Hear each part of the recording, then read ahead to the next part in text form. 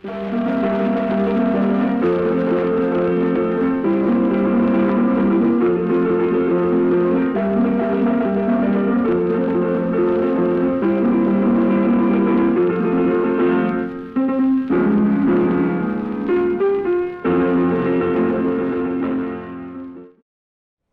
evening and welcome to Hidden Histories, URBAN-15's monthly arts and cultural streaming magazine that explores people and events that have made San Antonio such a rich environment. I want to thank you also because tonight we celebrate the first episode of season 3. We had no idea that we would go on for 3 years with a great collection of ideas, thoughts, and themes that you, the viewers, have been sending to us. Thank you very much for your support, and we hope to continue now into a 4th, 5th, and I don't know how far into the future. So tonight, Hidden Histories is going to take a visit. We took a field trip out to Converse, Texas, and we met with John Talbot from Ragtime Southwest. John is one of the few remaining player piano repairmen in the world. And tonight we'll look at his shop, get his ideas, and show you some of the technologies, air-driven technologies of the player pianos, calliopes, and other devices he has there at the studio. We also are going to get into a conversation with 2 young archaeologists, Sergio and Melinda Iruegas, who are doing research into the earliest stone structures in southern Bexar County, early 1700s, long before the arrival of the Canary Islanders. And we're going to look at their digs and discuss what they're finding over there outside of 1604, just south of downtown. And finally tonight, we're going to have a visit from 2 of San Antonio's most incredible documentary photographers, Ramin, Samandari, and Michael Nye. They will be in a conversation about Ramin's most recent installation at the Institute of Texas Cultures, where he has 300 black and white photographs of immigrants who now live in San Antonio. It's a powerful piece, and we'll discuss that tonight on Hidden Histories. So enjoy our show, and remember, find us at hiddenhistories.tv. Send us your ideas, thoughts, images, and we'll use them.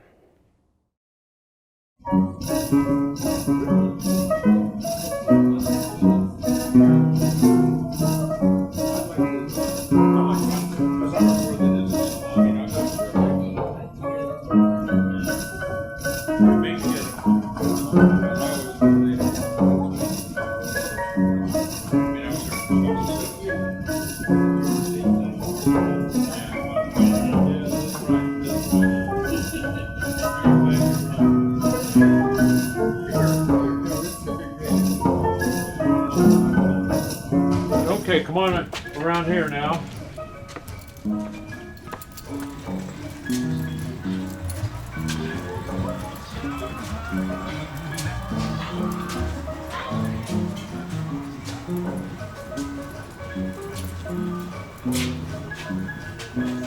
This is, I want to put this band organ on for you.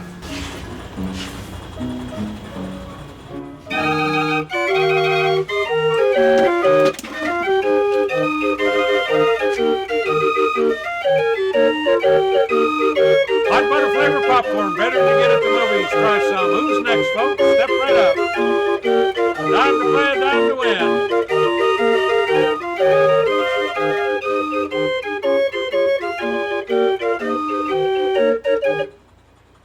I loved pianos when I was a kid in San Bernardino, California. Our neighbors, the Lay family, had a player piano, and I used to play it. I came home on leave one time, probably when I was 24, 25 years old, saw the neighbor, oh, there's your piano, can I?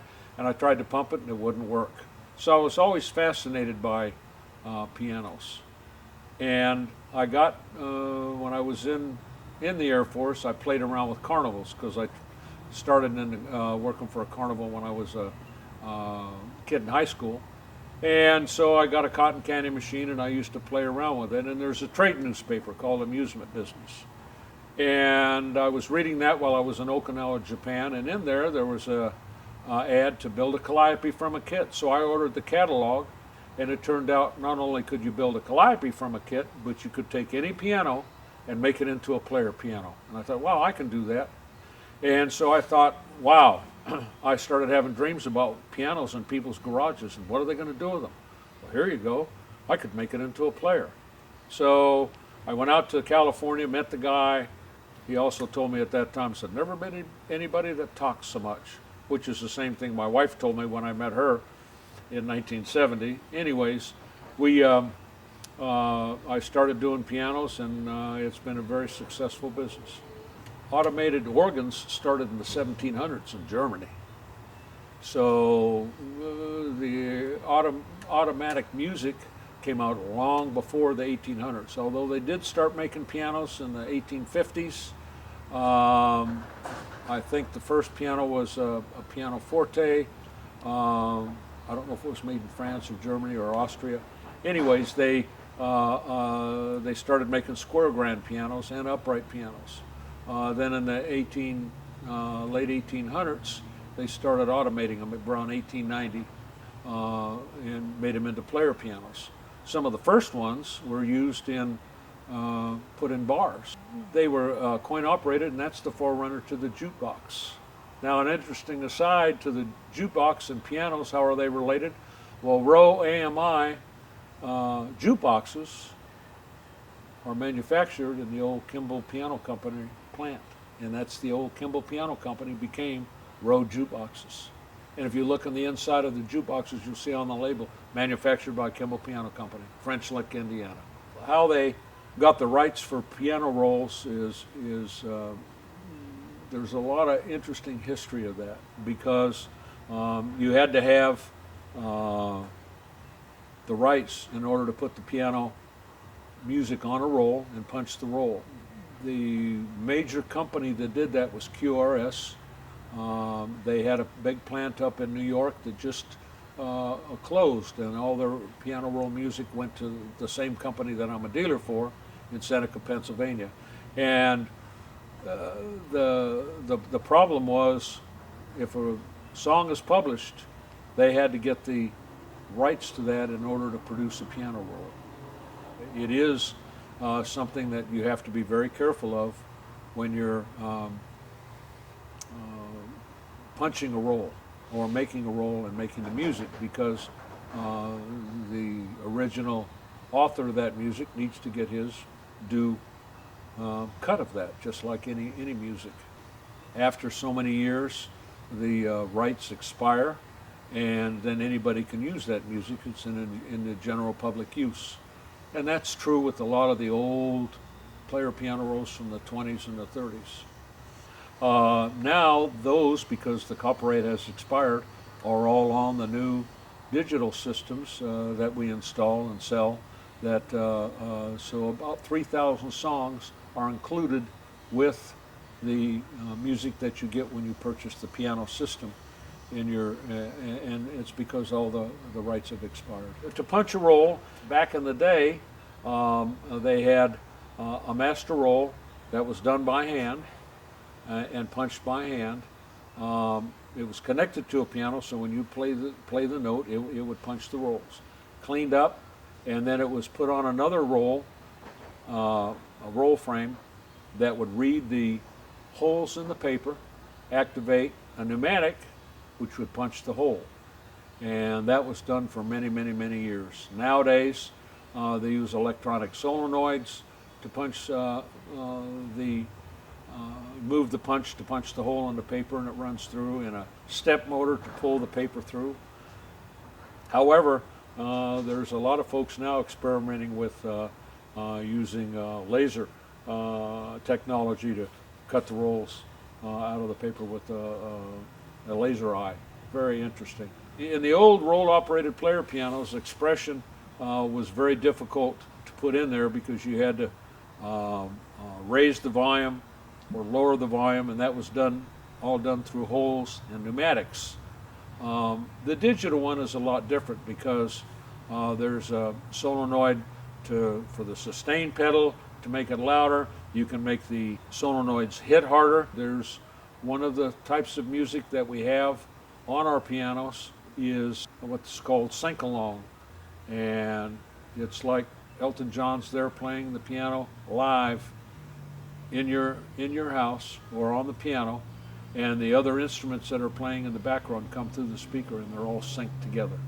So it's pretty close. In fact, I don't think anybody other than maybe a concert pianist could tell the difference.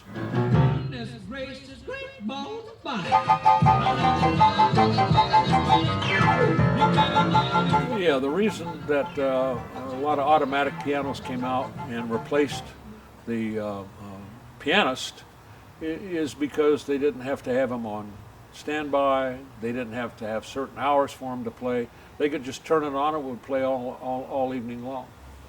Nothing will replace a live pianist, though.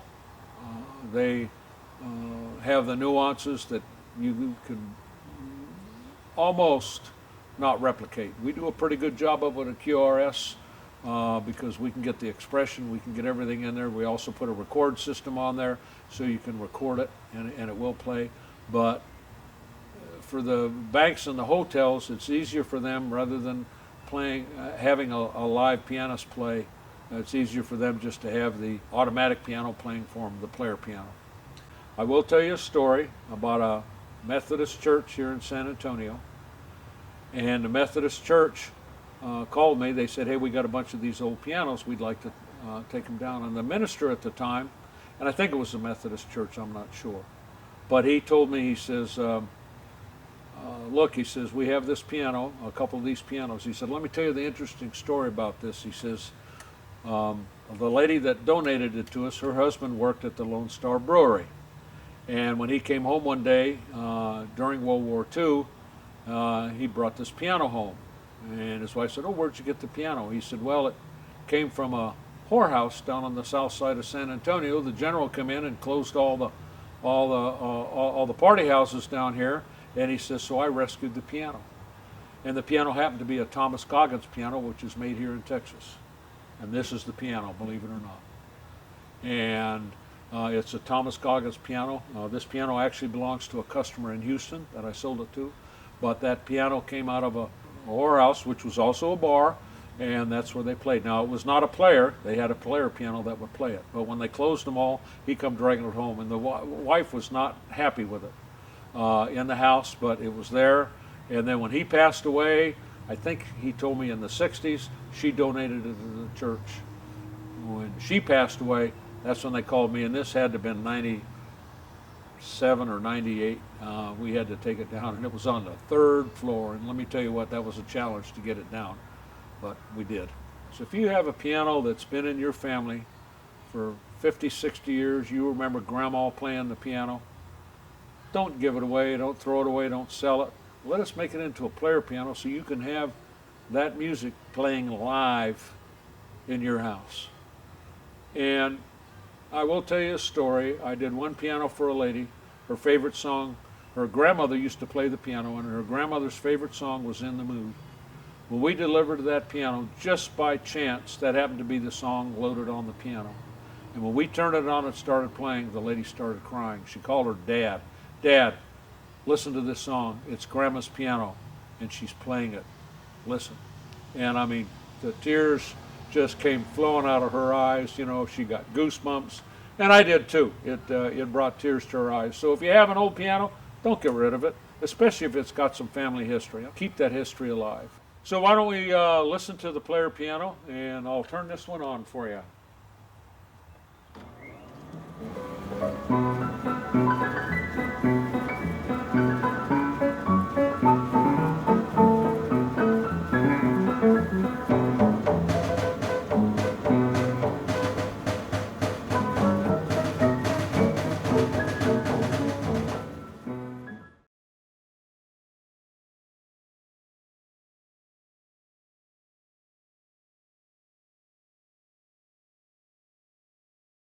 Good evening and welcome to this segment of Hidden Histories.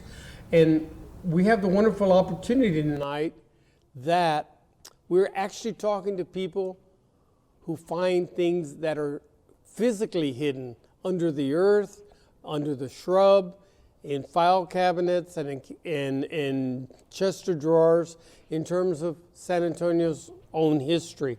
And I'm really welcome that GTI Environmental has agreed to come on and give us an insight as to what work they're doing here in Central Texas and in the San Antonio River Basin area. And Sergio, and I wanted to start out real quickly with you because we have only known each other for a short amount of time, but in my research about you, you've been doing this a long time, this idea of archaeology. Over 32 years. So how did you get involved with it? Early on, my passion has always been about history, and I had an opportunity to go on an excavation in Israel, and I did that for 8 summer seasons. And during that time, my experience in Texas archaeology started to overlap with that experience. And then I eventually got a job with the Texas Historical Commission that issued the permits to conduct archaeological excavations in Texas. And how did you get involved with the dig? I originally started out in Ohio, and I've always considered myself a New World girl. So all of my experiences in the New World, and I started out working in Mississippian cultures, and when I moved to Texas, it was very logical for me to work in East Texas with Caddo cultures, and then eventually into the historic period, and gave me a passion for Spanish colonial. And so a lot of burial mound work and a lot of settlements out there in Mississippi, Alabama. In Ohio, River Valley, all across the southeastern United States. Did you work at all with the serpent? I've been to the Serpent Mound, I've been to Cahokia, I've been all around the United States. The only state I have left is Alaska that I haven't been to yet. So exploring those kind of sites. Now Bexar County doesn't have any of the dramatic sites that, say, Serpent Mound or in some of the canyons and the cliff dwellers and stuff. Our stuff is like under mesquite tree and shrub. And what is it that makes Bexar County of such interest to you? Well, you're right. Under the mesquite trees in the campo, in terms of how the Spanish and the early 1700s considered it, the campo was the pasture lands of the missions. And San Antonio actually is on par with anything in Boston at Plymouth Rock or at Colonial Williamsburg in Maryland because of the missions. When we think of missions, we think of the compound and the buildings that we see. But back then, it was that, as well as the acequias out in the agricultural lands, and beyond that were the pasture lands. And so all of that area was part of an overall historic cultural landscape of the missions. And those archaeological sites under the mesquite trees are intact and discoverable. Well, we've had such a boom in development out towards UTSA and the medical complex, the airport 1604, and now the big boom on the south side with Toyota and stuff. Are we in danger of losing things? There are laws, rules, and regulations that require the city, the state, or federal projects to stop and consider the effects that their projects would have on those archaeological sites and either preserve them in place, and if the project needs to go forward, then the archaeological sites are mitigated. But see, a guy going out there would say, oh, that's just a hut, and not see a historic, perhaps, value in the jacal that's sitting out there off of a caliche road, and not thinking of it in terms of, this is a tourist attraction if people would want to come here. So how do you control destruction? Yeah, that's a really good point, because the guy that it would find something like that would most likely be part of a phase of construction, and the kind of work that we do gets done 2 to 5 years before any sort of construction takes place. And so what we do is we go out and we assess the site. We find out whether or not there is something there. If it is there, is it important? If it is important, then it needs to be preserved or fully mitigated. So by that point, by the time the mechanical excavators are coming out, theoretically, the best stuff has already been preserved into an archaeological report. And so it seems though that there seems to be a discussion about why is something important to all of these commissions and all of these boards. How is importance determined? Person, places, things. So it's important people, it's important places where events happened, objects that you might find in the ground that actually contribute and tell part of that story. That's the archaeology of it. The things that we actually find underground that are preserved in place, it's a snapshot or a glimpse in history. So going back in time, where do we really change from historical interest to antiquity? Where does that moment occur? So that's a really good question. The law defines it as anything that's 50 years or older is considered what you just said would be related to antiquity. And so because it's that old. Anything 50 years, under 50 years is historical. It could be like the history of a neighborhood of the West Side in the 1980s, 1970s. But anything older than 50 years ago, it falls into the realm of the most recent time period within the historic period.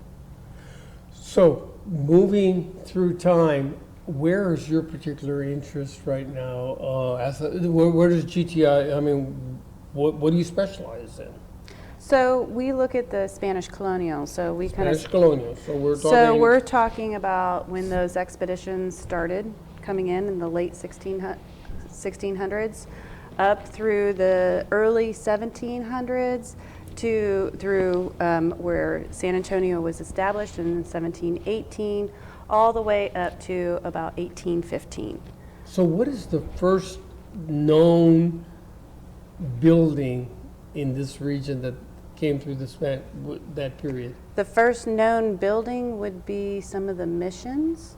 There were jacales and those type of structures that were here, but it would be, things that people would today recognize would be the missions that were actually constructed. Were there homesteads or ranch houses or That- garden yeah. posts? Absolutely, Yes. that's what I'm Prior referring to to the as the missions? jacales. To a certain degree.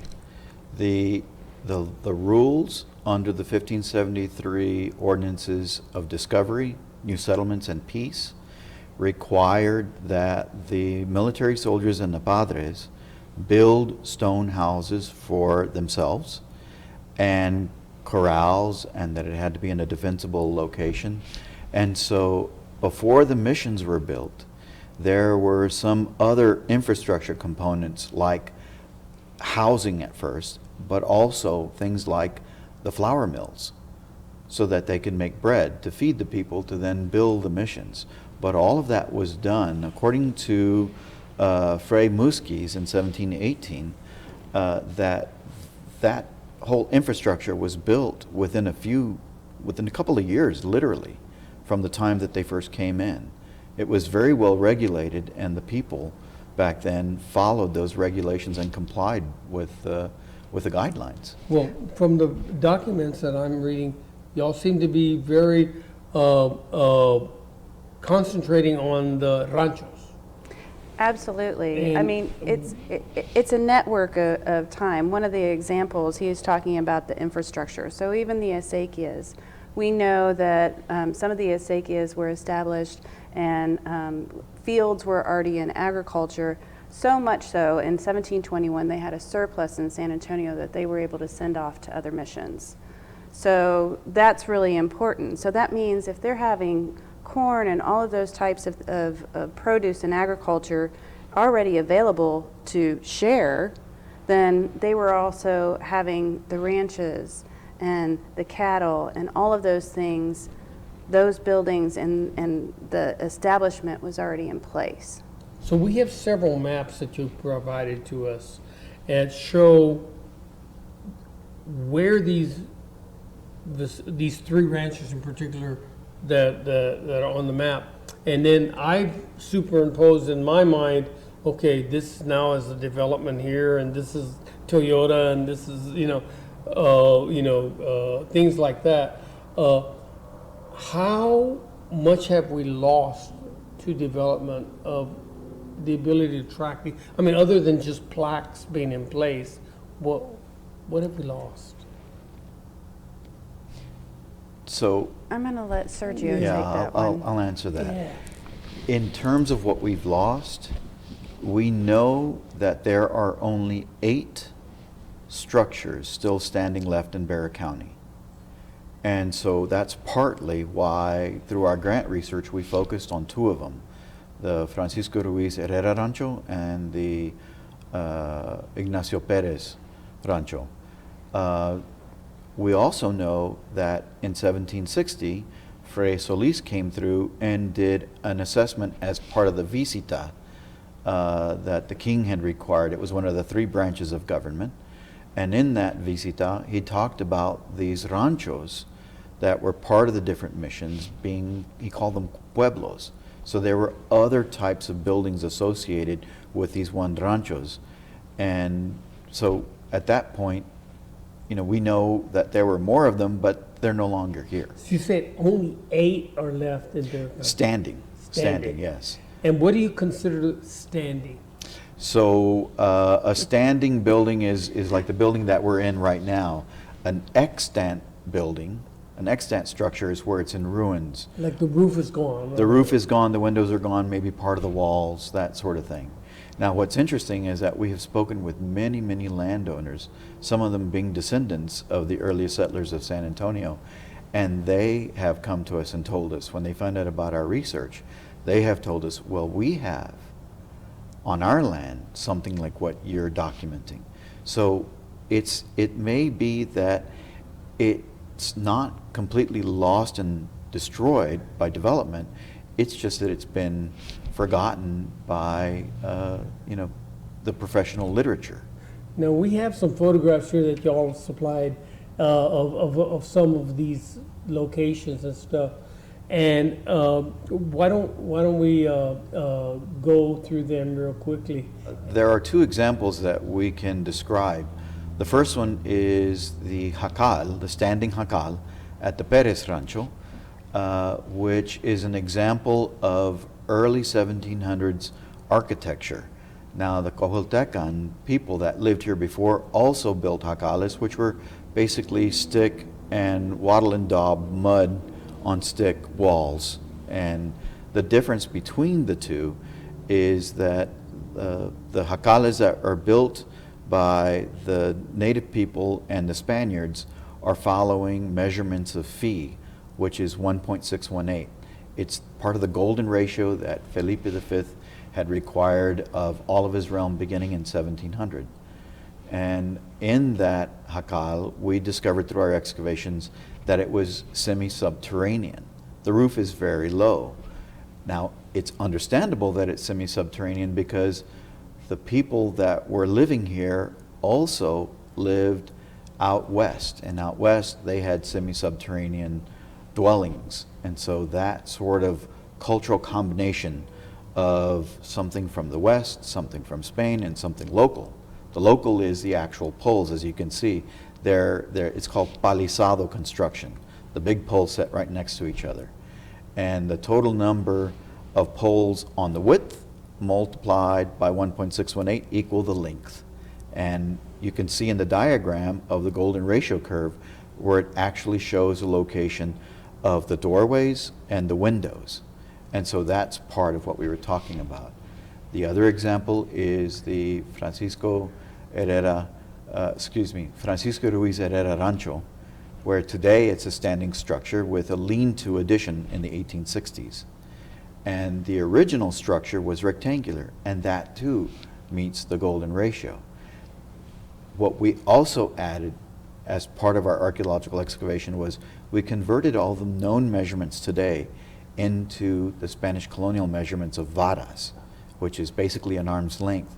So for instance, the Ruiz Herrera Rancho is 5 by 8 varas. And when we overlay the golden ratio onto that floor plan, It illustrates how the doorways and the windows and even the chimney were dictated by those alignments. So cubits and varas were basically. Yes, and again, the 1573 ordinances explained how these structures, including the missions, were to be built with sticks and strings. It's as simple as that. Having a stick, having a string, being able to do an arch. A measurement. And a measurement of a vara, as somebody that's culturally affiliated, and having worked with my father doing construction, my father built a lot of structures here in San Antonio, and working with him since I was 12, I'd see the workmen get string and from their heart and stretch it out.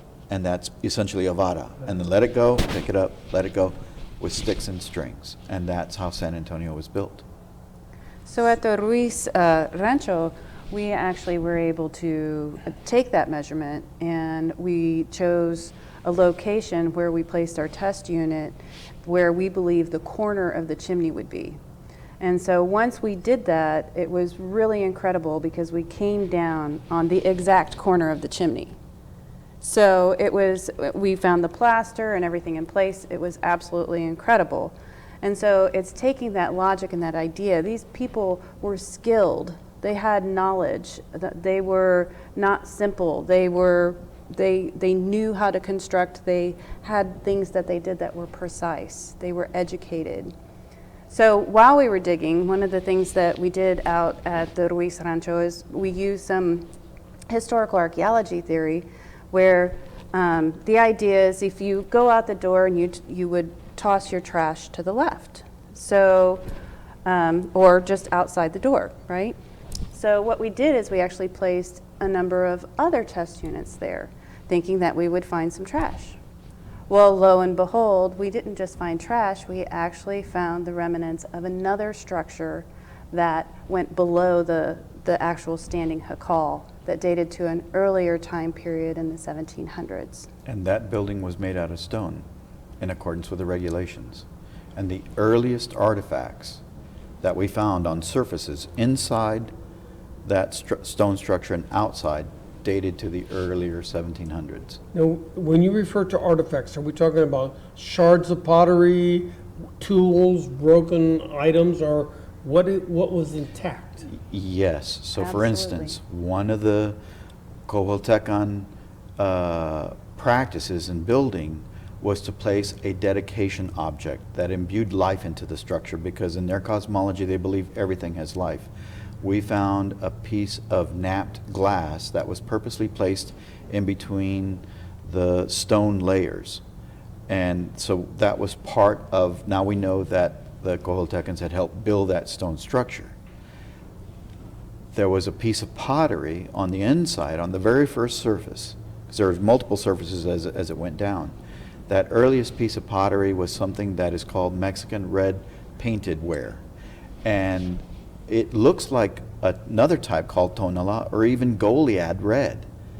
And we did XRF elemental analysis on that piece of pottery, and we found traces of yttrium. And yttrium is only found in monzonite sand ore that was only found and mined in Brazil at that time. We found that by doing research in old mining journals from the late 1800s, early 1900s. So we know that that piece of pottery was produced in Brazil, shipped to Mexico, and it made its way over here to San Antonio. So even the people then, and the earliest history of San Antonio, was part of an overall international trade network. Well, I think that brings us to the realization that we need another episode with y'all to talk about that international trade route, because you know it's long before NAFTA. What y'all are discussing this. But I want to thank y'all very much, and I look forward to the continuing relationship between GTI and Urban 15, because we really are dealing with that hidden history, and y'all are doing a fabulous job with it.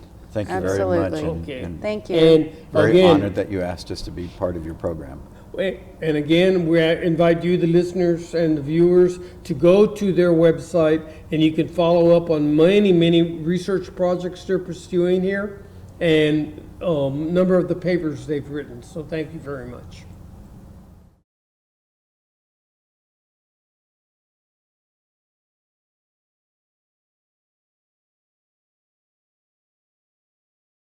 Good evening, and we have a special guest tonight for Hidden Histories. It's a local photographer and an artist, Ramin Samandari, who will be discussing what I consider one of the more impactful photography projects of the last few years here in San Antonio.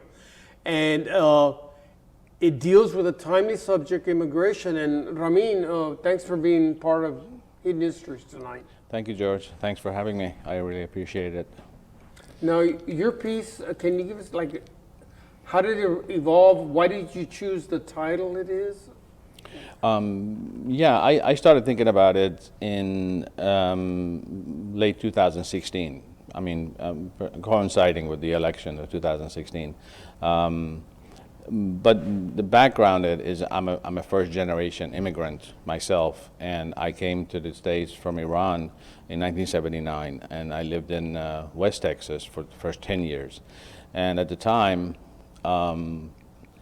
post-revolution Iran, relations were going bad right away.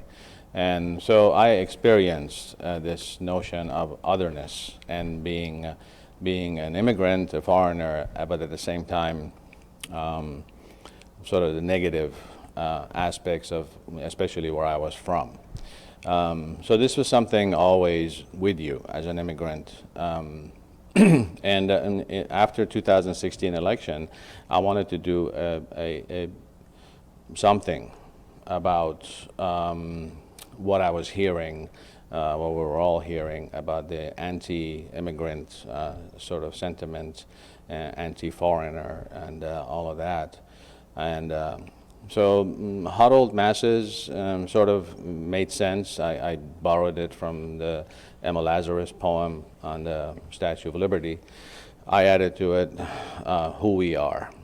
And I started photographing people, and I would give them a 8x10 white dry erase board and ask them to write something of their ancestral history. First, I had the idea of photographing one person from every nation in the world, 215, I think, official. Then I kind of switched it that I don't want to photograph just people who are first generation immigrants, because America is made up of, it's an immigrant nation with a short history relative to a lot of other countries. And so it was open to all comers, first generation, second generation, fifth generation, even Native Americans who immigrated here 15,000 years ago. Then the idea was the story of mankind on the move, and we've been on the move since 200,000 years ago. We walked out of Africa, and we've been scattered all over the world. So there's no nationhood is sort of a new concept in the history of mankind, and in America is very new. So that was the beginning of the thought process I wanted to do. So who was the first photograph? What was the first photograph of the series that you took? The first photograph was actually myself. I wanted to see what it would look like, so I got the card and I wrote on there Iranian American, and just set the camera on a tripod and did myself. It never made it to, I didn't put it up for the exhibit, but I did it as an example of what people could expect, and at the same time I wanted to see what it would look like. So it was a different shot from all the rest of them. It's a much tighter shot because I did it close up of myself. And then after that, I had my studio being where it is, first Fridays every month, the art walk and so on. People would come in, and I had my background and light set up and ready to go, and I would just ask them this is what I'm doing, and would they be interested in participating? And I'd give them the board, and they would write it, and they'd sign the release and go from there. The first one, other than myself, that I did, actually, I don't have the name, because it was a young couple came in, both Russian background, and they were the first one, as far as not myself. But then it just grew, and I posted it on social media, and word of mouth got around, and more people wanted to be included. Of the photographs, which is the one that you feel is the most bare, emotionally and politically? There are two that strike me. One is Ramon Vasquez de Sanchez. He's an elder of the Coeltecan tribe, and he came and he was wearing appropriate clothing of his when he does the tribal activities. Just his face and the attitude that he exudes. I look at the photos, one based on what they wrote, and another one just from an aesthetic, what does the face look like? And his is one of the striking ones. Another one is another guy, his name is Claudio San Miguel, and he was the first one that he wrote actually a political statement. I call it a political statement. And he wrote immigration, ? The border moved and took over my country. I heard that from a number of people who were 5th, 6th generation from Texas, and they would tell the same history. But he's the one that wrote it. And and then another one was another young guy. He was a student in one of my classes, and it was Manuel. And he told me he was undocumented. And I said, well, your name isn't going to be included in the photo. And so he deliberated and decided to write undocumented. And he wrote undocumented, and he's kind of has a very, almost a sad kind of expression. And then a week later, he called me and he said, can I do it again? And that was like one of the only few that wanted to do it again. And he came, this time he's laughing, and he changed his statement. He said he wrote undocumented alien, and he drew a little picture of a spaceship with a little alien figure. And he wanted to have it kind of a tongue-in-cheek message. So I used that one for the project. When we had the premiere of it, I guess the Institute of Texas Cultures was a fabulous opening.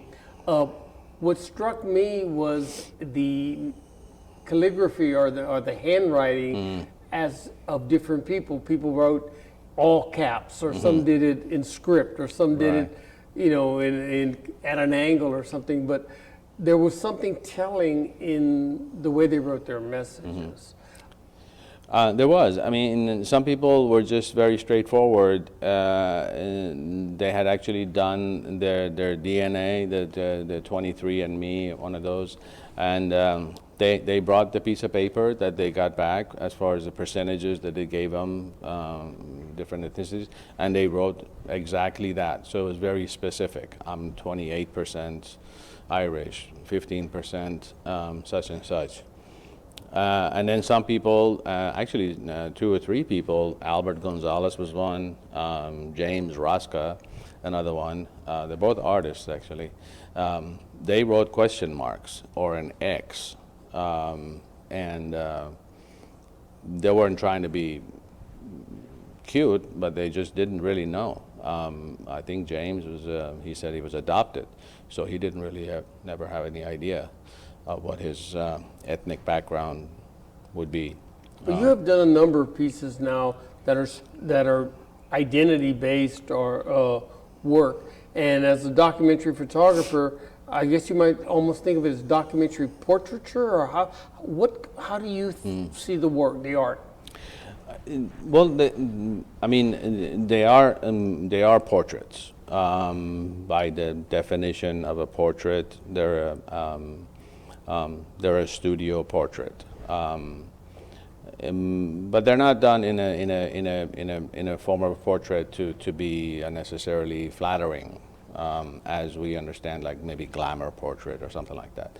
They're straightforward, and but the underlying message, like in this project where they're holding the board, I noticed that the viewers, almost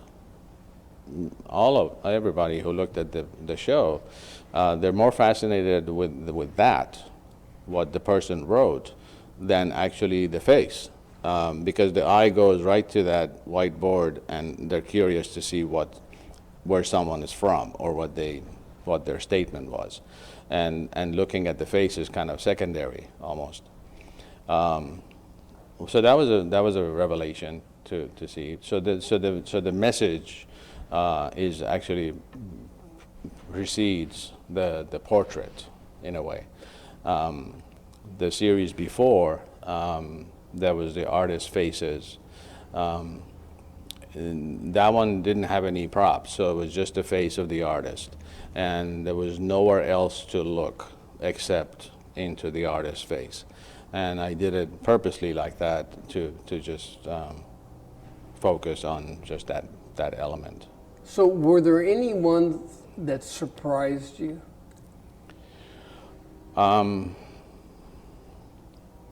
Well, yeah, there were several. I think I was surprised when Ron Nirenberg, the mayor, when I photographed him, it was in 2017, so he wasn't in office yet. It was during that week of the runoff of his first election, and he came, and I just had made assumptions that Ron Nirenberg is going to be straightforward, mixture of European backgrounds. But then he wrote all these places, Philippines, India, and lots of different areas that I did not at all suspect. Which actually, that was a surprise with almost everyone. And that was another revelation for me doing this project, was that when you look at someone or you hear their name, we immediately assume something about their ancestry.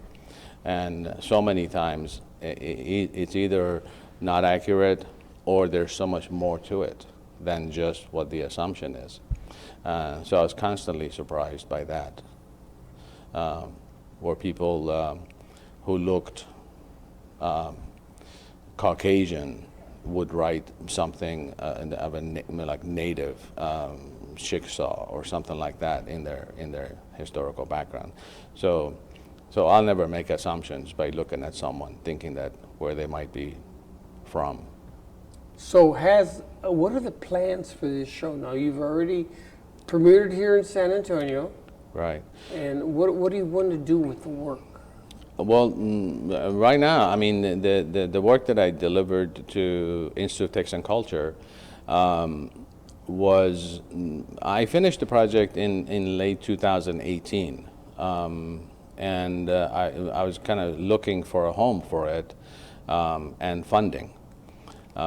Because of the large number of images, it required a large space for one thing, and kind of a costly endeavor. So I approached Institute of Texts and Culture, and they were interested in housing it permanently. So this project is basically theirs to keep, and they're going to keep it on display permanently. So that it's not going anywhere. I do hope at some point to actually make a book, but that's still sort of at the unknown. So if a person wants to see your collection, can they go onto your website and see all of the imagery? Yes, I do have a section in there under exhibits, and this is listed in there. So all 300 images are in a slideshow. Okay, well, we'll just put the the link there on a slide here in a few minutes, Sure. so the audience can get access to it. Okay. That would be very, very helpful.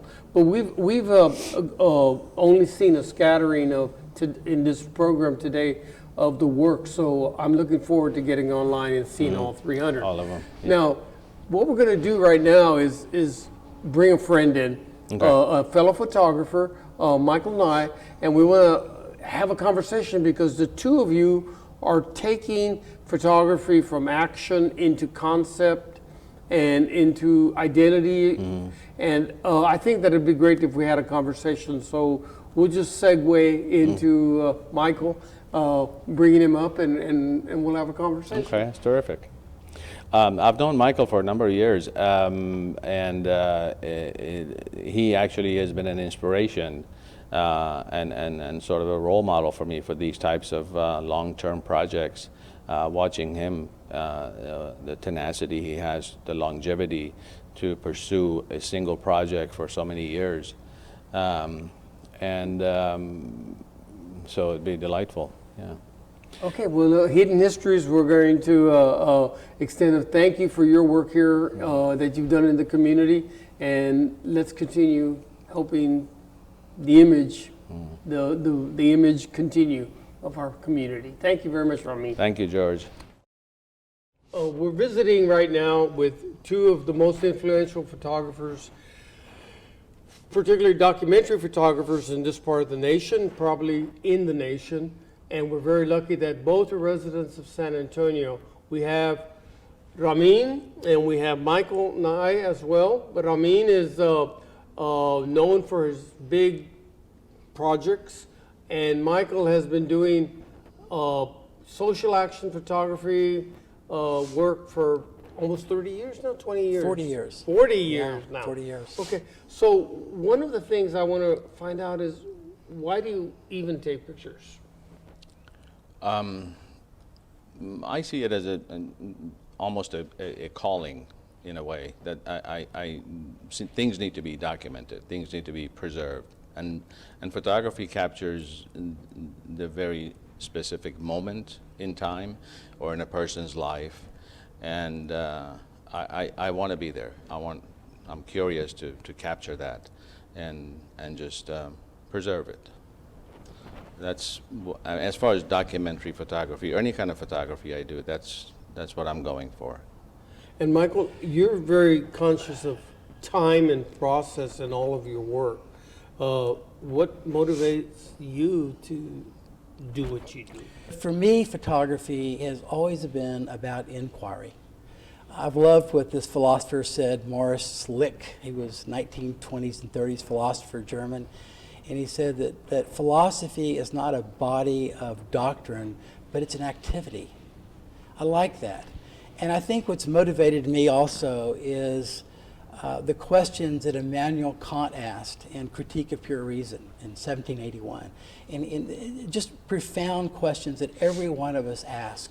What do you do in your life? Today, this afternoon, next week? What does it mean to be human? I think what he's asking, what do we have in common? What's the extent of our knowledge? What can we know? What's the limits? What's the source? And the last, what can we expect from the future?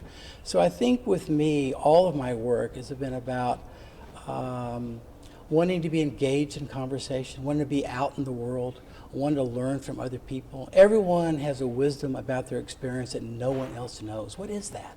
What do they know? So a lot of my projects the last 20 years have been about photography and audio and commingling those into projects that travel around the country.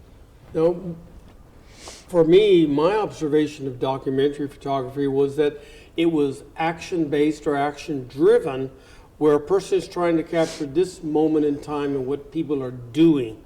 And a lot of the photographers that are, dominated the world of documentary photography, they're often construction, combat, people doing work. And the two of you, though, have a way of not doing action in your photography. And where does... So, I mean, is this a new thing in photography? Or is this about your own art form? Well, I see it as a little bit divergence. Documentary in the sense of if it's capturing a newsworthy. When I used to study books about photography back in those days, I was very attracted to that style of photography, whether it was war photographers or even social photographers who captured people in their environment and in their life and doing things. So I think maybe a little subcategory of documentary that doesn't have to do with the newsworthy subject, but it has to do with just everyday people and everybody's story, just regular people. So yeah, it's a little bit different. At one point, I actually wanted to be a action photographer, like a newspaper photographer, and capture those moments of news. But that didn't work out for me. I was not cut out for it. So this is a little bit different. You know, for Michael, the courtroom seems to be a very dramatic place, and that's what we usually think of the law. But it's the research and the inquiry and all of these things that seem to be the behind-the-scenes drama of knowledge and law is kind of where your detailed work comes Well, from. I use an 8x10 view camera. It's one of those big box Yeah. cameras that Matthew Brady used. You put a hood over your head, the image is upside down. I've used it for 35 years, and I still use it today. And I have a wet darkroom, so I make silver prints. But I remember walking downtown, practicing my voir dire examination, and everything was a photograph to me. And I remember having this fever and hunger to make a switch. I like law. I mean, I like the sense that you know something about jurisprudence and how important justice is, because a lot of my work deals with social justice issues. But I really wanted to be out in the world, and so I made a gradual change, started doing consulting work. But this last project of mine, I spent 7 years interviewing people that are blind and visually impaired around the country. And so it opened at the Whitty Museum, went to Milwaukee. Right now it's in West Texas at a big museum. And you walk into a museum and there's a big black and white portrait with headphones. And you put on the headphones and that person speaks to you in their own voice about their life. And if I could just tell a short story briefly, if you don't mind. I was in Saudi Arabia in the 80s. I had an exhibit there. I was on an Arts America tour. And it was in Riyadh, the capital, and the curator said, would you talk to some international blind students? I didn't think anything about it. And so there were a dozen or so, and we started walking around, and I've never in my life been around a group of people that listened with such intensity and purpose. I mean, it was like a whisper could travel far. And all of a sudden, they started asking me questions. What color is black? How do you describe white? Why are you a photographer? What do these photographs mean? What's beautiful that's non-visual? How does anyone understand the world outside themselves? I mean, again, back to really deep philosophical questions about life. And I said then, someday I want to go back and really have conversations about perception, about adaptation, about discrimination, about understanding from the inside, not the outside. So I spent 2 to 4 days with every single person. And it was what a privilege. I just can't even tell you what I've learned from them. So both of you are dealing with time, and it's ironic that the pursuit of the moment that the shutter is open, you're trying to open up an eternity. At the same time, you're moving at 1,000th of a second, or whatever it is. How do y'all do that?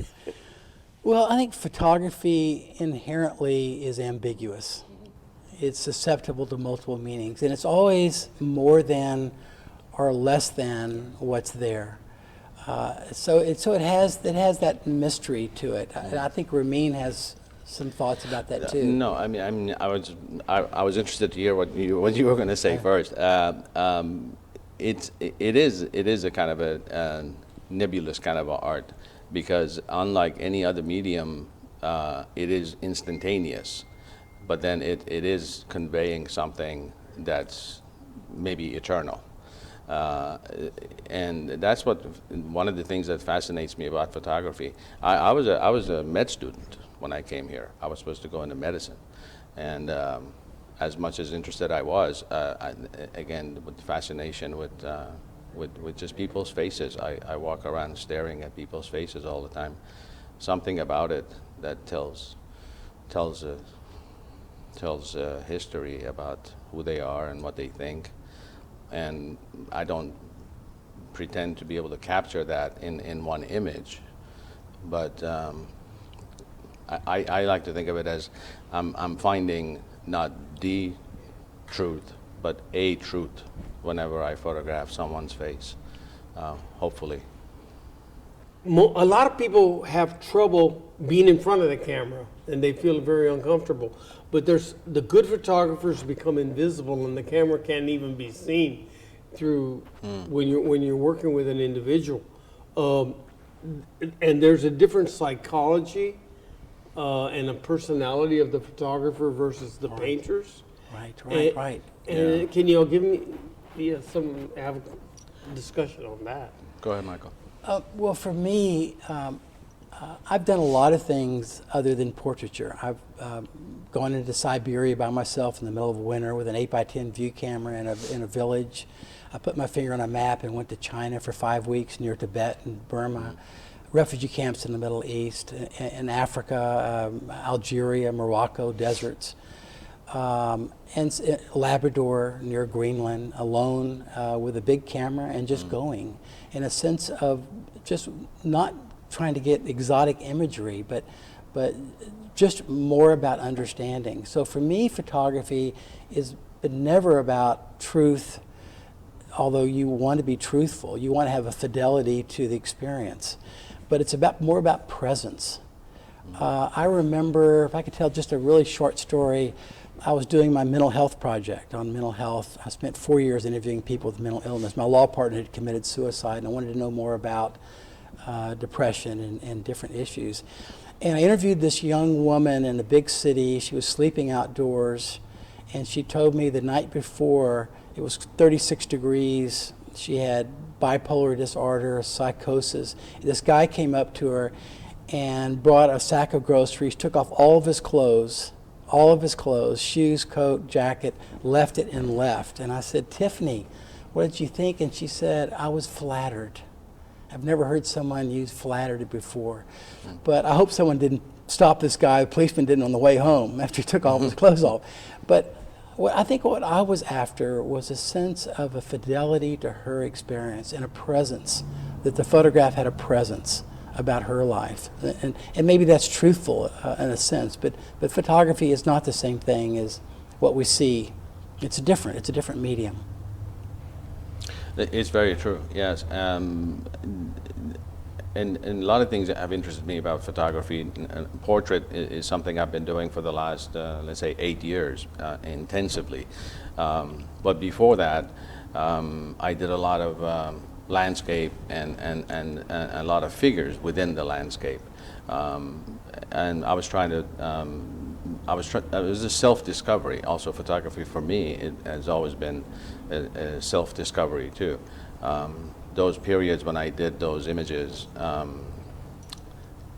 the sense of isolation, and I think they came out in the image, would be an isolated figure and an isolated piece of a landscape that looks beautiful, but at the same time has a psychology of loneliness and isolation. I did a lot of work early days with a view camera, as a matter of fact, of that nature. And what led me to be portrait was that project I did with the artist faces in 2013. Started out with just photographing faces, and I was looking for, I think I thought of it as faces and emotions, and see what emotion does a face convey in its natural form. And people look at other people and they can read an emotion in their face. I was trying to see what a photograph would look like in that sense. And it really got me hooked to explore this notion of faces and emotions. So everything I've done since then, sort of an offshoot of that, with the context of like the immigration series, or what I'm working on the Muslim community. It still has to do with those faces. So much at times I look at photographers that come from the chemical world, and y'all are very much like monastic, because you spend so much time in the dark room, Right. And you're almost like illumination,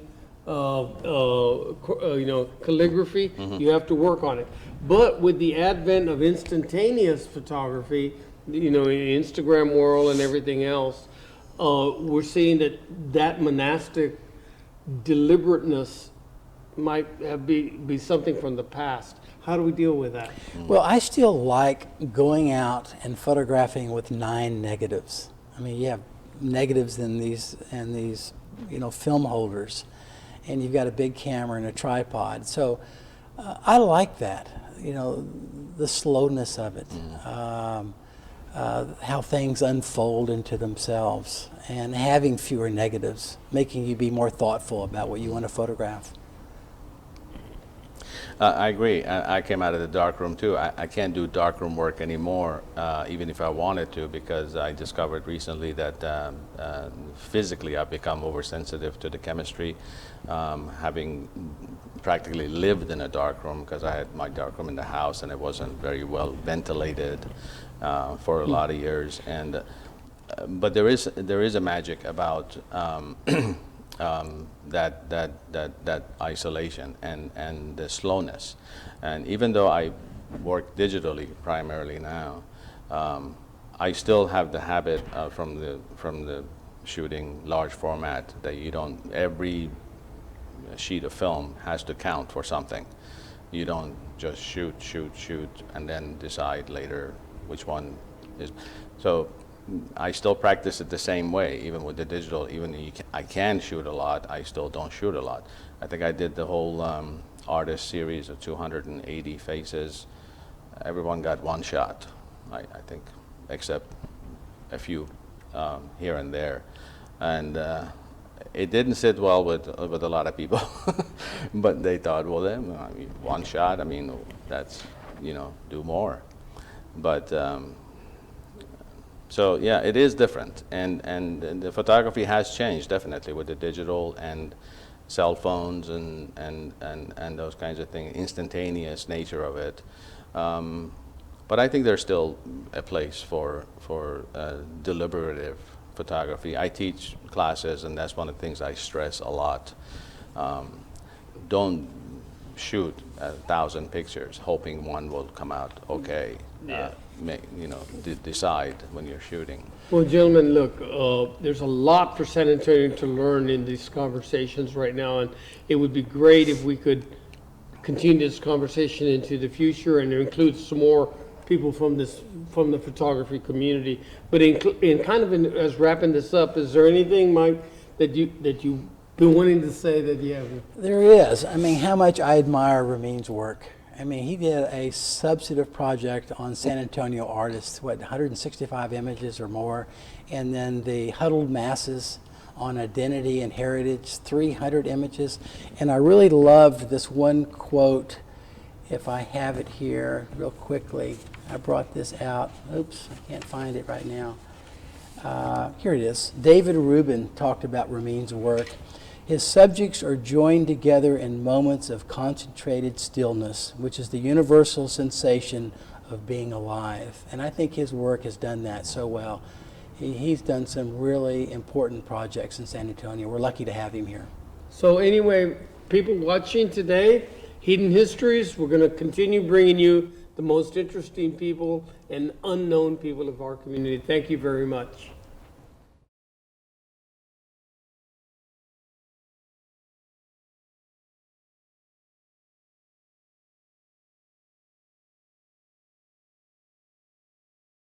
I hope you enjoyed tonight's show. We had a great time putting it together with these special guests. I want to remind you now, on April 6th, we have Mega Corazon. The Hidden Histories episode will be devoted to some of the collections of poetry that exist in San Antonio. We'll have a great discussion with poets who are reciting as part of National Poetry Month. I want to take an opportunity right now to thank the patrons and sponsors who made this possible. The City of San Antonio Department of Arts and Culture, Film SA, Bexar County Department of Community Resources, the Texas Commission on the Arts, Humanities Texas, the Capital Group, and Friends of Urban 15. Without these supporters and patrons, we couldn't bring you such a great show. So thank you. Stay in touch. April 6th, Hidden Histories, Mega Corazon.